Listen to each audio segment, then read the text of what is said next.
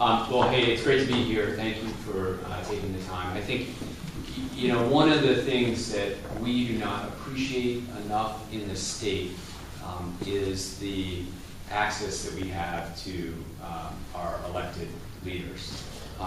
And stuff like this doesn't happen in states like New York or Massachusetts unless you have participated in a fundraiser.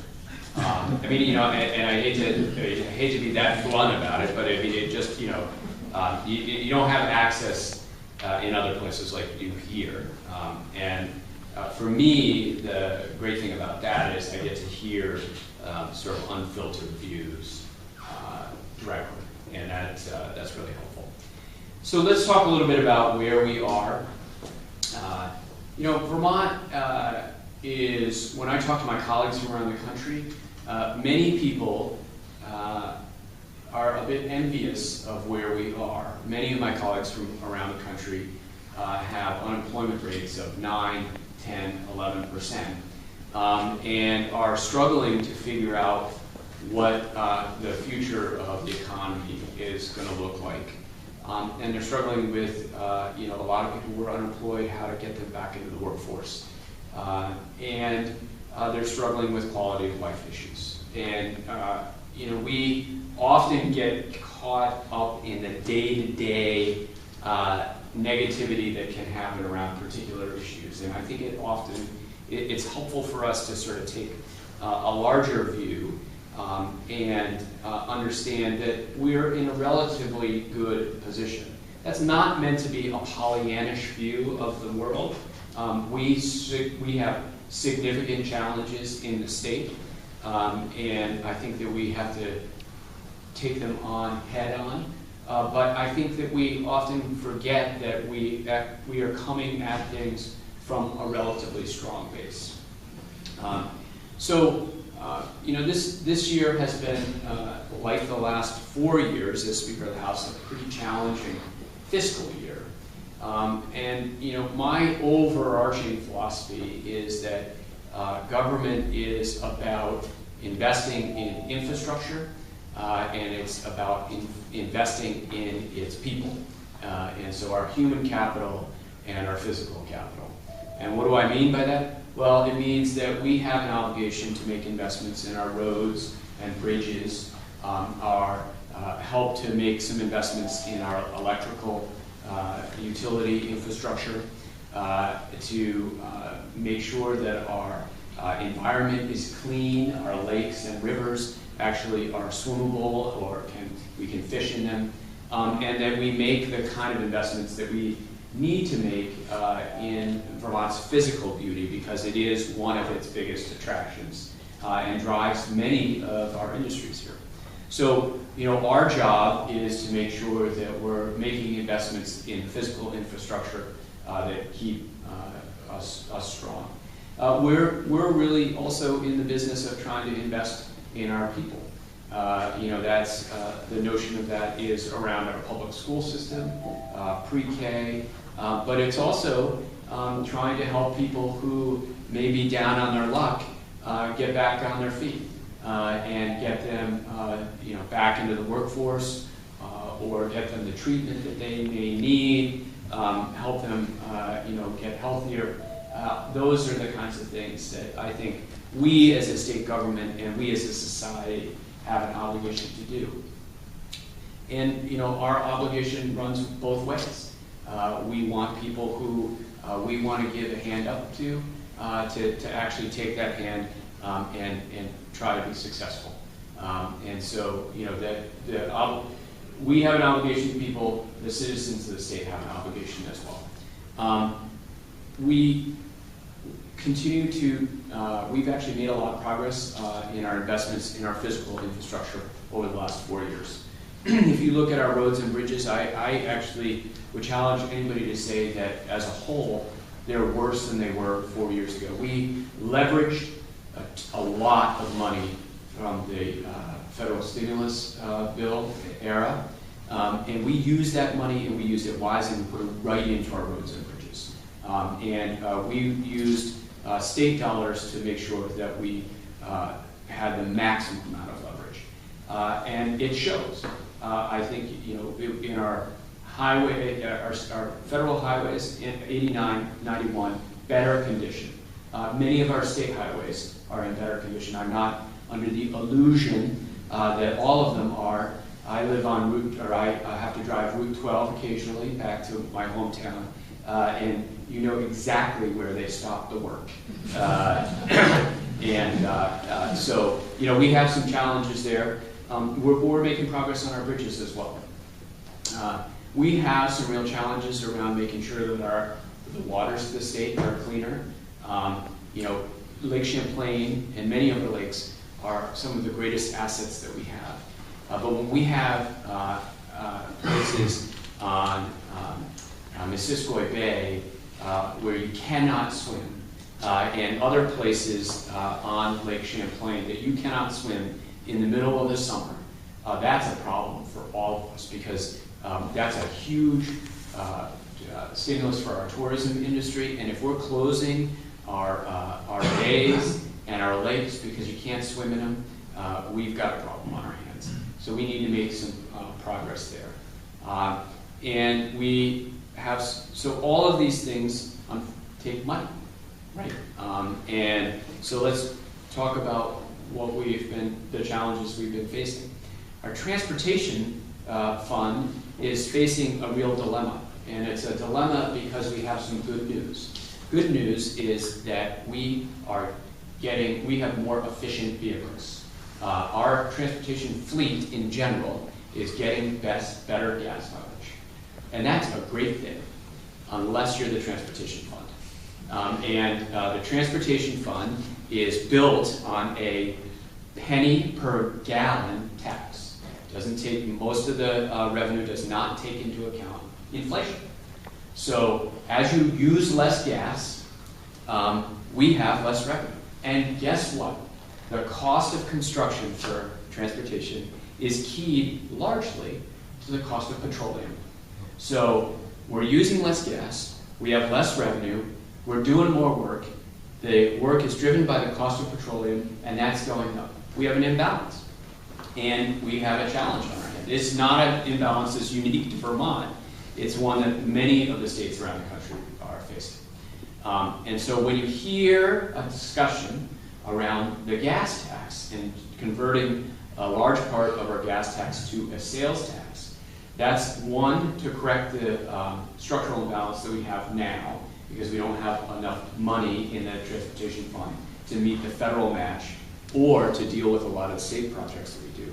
But it's also meant to correct a long-term imbalance by having a sales tax that will rise with the cost of gasoline and incorporate inflation into the revenue structure, which it really is not incorporated into it now.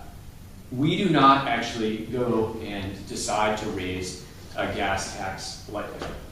Because in Politics 101, the class they teach you is it's not a good idea to do unpopular things, right? Because typically it means that you will not get reelected. And so people have a particular aversion to raising a tax in an area where you've already got a problem with the price. But sometimes you actually have to do things that are hard and that make sense for the long term. And this is one of those instances. Now, the challenge is this is going to be an interim fix, because we know over the long haul that our vehicles are going to get even more efficient. And we also know over the long haul that we're going to be converting much of our fleet into either natural gas vehicles or electrical vehicles.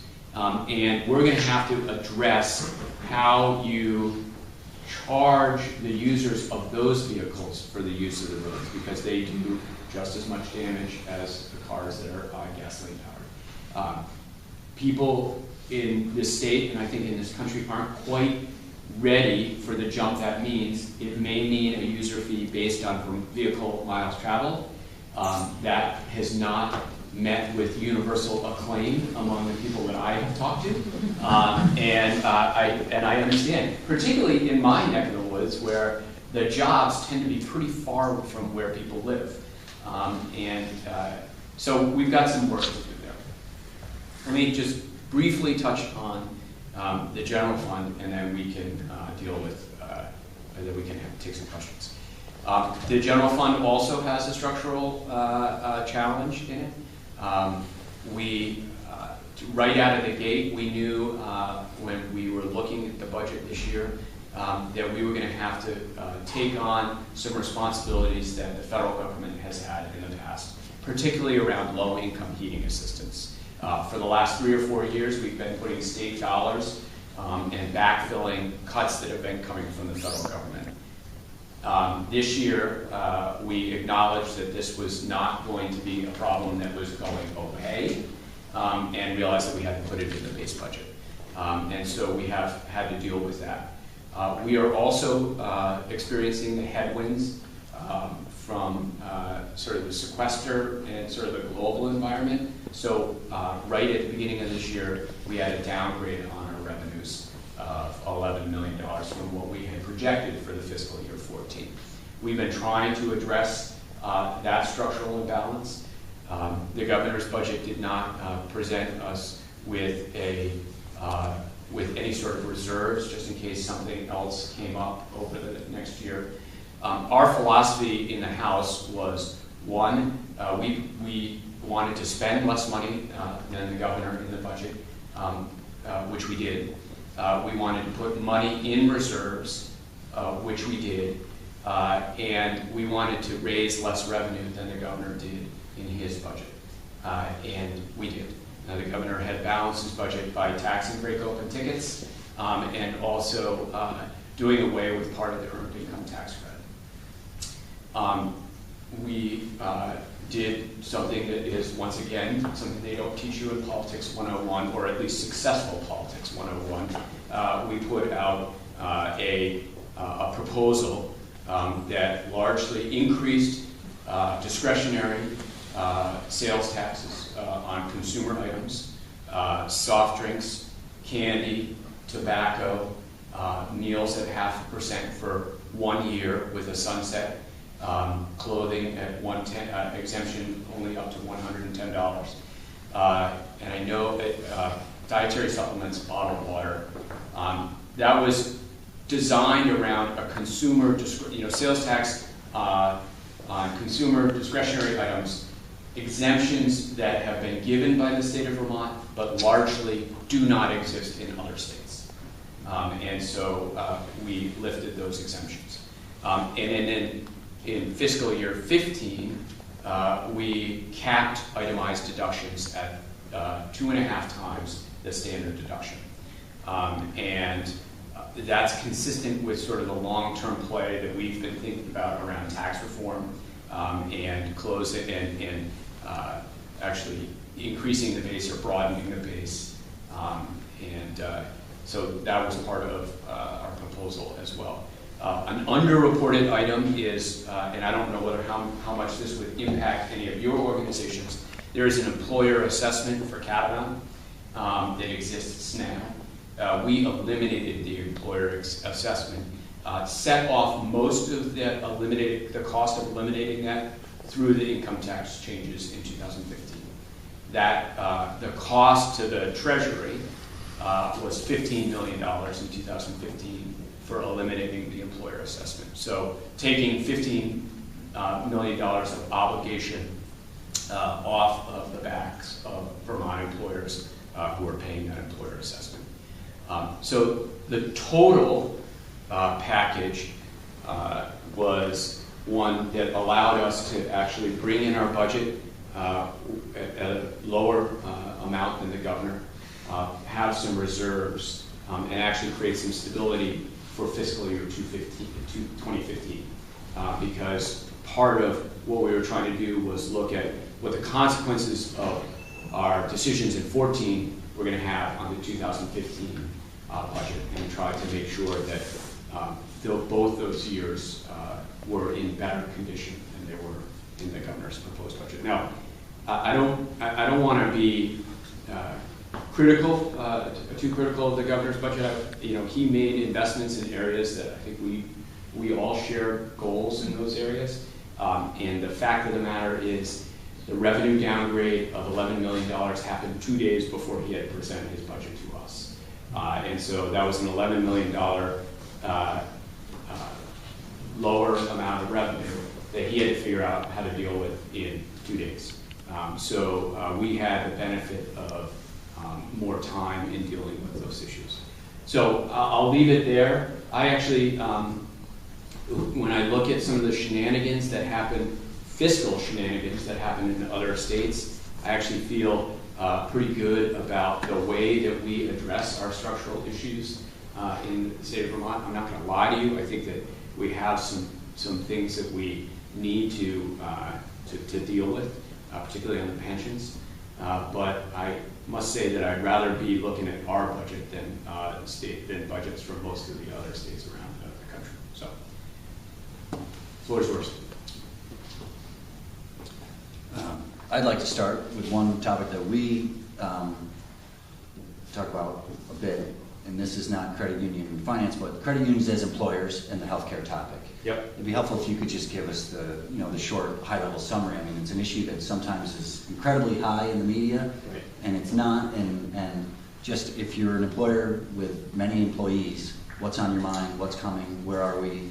So if you're an employer with 50 or fewer employees, you're thinking about what the transition to the healthcare exchange is going to look like. Under Vermont's law, that will be if you have fewer than 50 employees, 50 or fewer, you will be mandated to buy insurance through the exchange. We are trying to, and that starts January 1, 2014. There will be some, particularly if your employers buy through the exchange and not through an employer-provided plan through the exchange, there will be some really useful tax advantages for people who have a family income of less than $90,000, family of 4. We're working, the administration is working a great deal to try to actually make sure that there's outreach for the employers to ensure that people understand what's happening in that area. If you have 50 or more than 50 employers, the exchange will not be available to you. I don't know what other aspects of the federal law you have to deal with, but it won't be mandated by state law. 2017, Green Mountain Care. We are going to put together a financing commission that will have several members of the House, some members from the Senate, some members from the administration, and then 3 other people to develop a financing plan that will be presented in 2015. The governor has also put together a business advisory council to get input from businesses about the consequences of Green Mountain Care. Is that good enough? Sure. I mean, I just want to make sure you folks are hearing directly with your CEO hats on, what's coming in. Okay. Yeah. Thank you. Other questions? Really, no questions? Do you have a sense of what are your thoughts on Vermont competing with the other states, with their tax structure being different than Vermont, and raising on borders and just, So we get this publication from the Tax Foundation every year, and I just got it. And it publishes Tax Freedom Day for various states. And what was interesting to me in looking at Tax Freedom Day was, and Tax Freedom Day is when you stop paying as an individual the taxes to the federal and state government, and you just get to keep the money. And I think they take into consideration corporate taxes and they prorate it over the citizens. The striking thing to me was Tax Freedom Day for, and I hate to use this language, but Tax Freedom Day for Vermont was April 14th. Tax Freedom Day for New Hampshire was April 15th. I thought that was sort of interesting because that actually, it contrasts with the normal perception. New York, hard to know when tax, I don't think they have tax being paid. They do have good television ads, though. Good television ads, which are inconsistent with the reality. I didn't look at Massachusetts. I was most curious about New Hampshire and Vermont. You know, I think that tax competition is real. I think it tends to be based on more misinformation than is than real information, because people don't really drill down at the other ways that people take, that other states take money out of your pocket. I think we tend to actually be a little more upfront about it. We're like, you know, we're going to charge you a sales tax, and we're going to charge you an income tax, and we're going to charge you a gas tax. You know, those are some of the biggies. In New Hampshire, they have this business activity tax, which actually generates a fair amount of income for them, but it's pretty opaque unless you're a business, right? And so I think it's less translatable to the average Joe. And the property tax in New Hampshire is very translatable to the average Joe. And I mean, I'm not going to pretend that the property taxes here are low, but you know, it's a challenge. So you know, it is a real issue. We can't deny it. You know, my view is if we're going to actually have a fair amount of revenue coming in here, then I believe that we have to show people that we're spending the money well and they're getting a return on the investment. And so that return on the investment is, if you're a business, it's, do I have the transportation infrastructure? Do I have the telecommunications infrastructure I need? What are my electrical rates and how reliable is the electricity? And do I have the kind of workers that employees that I want when they come in? And on many aspects, I think we're doing okay. I do think we need improvement, particularly given how much we spend on the quality of people coming out of our schools. It's variable, and I think we need to do better. If we're going to spend the most per pupil or be in the top 5, I believe that we ought to get the best results, and I don't think there's any reason that we shouldn't be able to do that. Jared. Mr. Speaker, about a year ago, I heard you explain, and I'll use the terminology I remember you using, was that there were off-ramps to a single-payer system. Yeah. If, in fact, we found it was going to be significantly more expensive or just not able to be financed. Do you still feel that way? Yes. Do you still feel that? Yeah. I mean, I think that there's, I think until a financing plan is adopted by the legislature, there is an off-ramp. I mean, that's just my, because, you know, you can't actually have a single payer system or a universal payer system or however you want to call it, or whatever you want to call it, without having a financing plan for it. And until there's a financing plan in place, everything else is basically, you're doing the work, but it can't be implemented until you actually have a way to pay for it. Yes. You spoke earlier about the $11 million shortfall you walked into this year with the revenues. Right. Is there, with the change in the transportation tax going to a sales tax, do you worry about the possibility of something like that happening again if fuel prices go down? We have actually a floor on the fuel tax. We have a floor and a ceiling on the sales tax for the fuel tax. So I think we've tried to make sure that we'll get at least what we were getting or a little bit lower, and we won't get too much. So the floor is that the House adopted. I can't remember the number, but it's somewhere in like the $3.40 to $3.50 a gallon area, and then I think the ceiling is somewhere in the $5 area. And we're going to have other problems than the gas tax if we're at $5 a gallon. That won't be our first concern. Nobody will be using the road, so we won't have to meet. Are you a credit union member? I am. I am a member of the Vermont State Employee Credit Union, and I can't remember why. I think it's because credit unions are great. I think I got a card